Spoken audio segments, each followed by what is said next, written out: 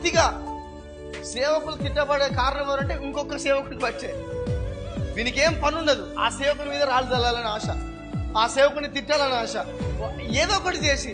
ఎందుకు ఈరోజు మనకి మనమే ఇలా తిట్టుకుంటూ పోతే, సేవకులు తిట్టుకుంటూ పోతే ఎక్కడ సేవ జరుగుతుంది? ఒకవేళ నిజంగా నువ్వు మంచి భక్తులు అయ్యి, ఒకవేళ నిజంగా నువ్వు ప్రార్థన పరురాలు అయితే, నిజంగా నువ్వు కన్నీరు కాచే వ్యక్తివైతే, నువ్వు నిజంగా ఆ సేవకుడు మారాలంటే నువ్వు ఒక వీడియో తీసి పెడితే సేవకుడు మారడు. ఒక వీడియో తీసి పెడితే ఆయన ఇంకా రెచ్చగొడతారు. ఒక వీడియో తీసి పెడితే ఎవ్వరు మారరు. అదే సేవకుని గురించి నువ్వు మోకాలేసి ప్రార్థన చేస్తే దేవుడు ఎంతో మాట్లాడి మారుస్తాడు. హల్లెలూయా.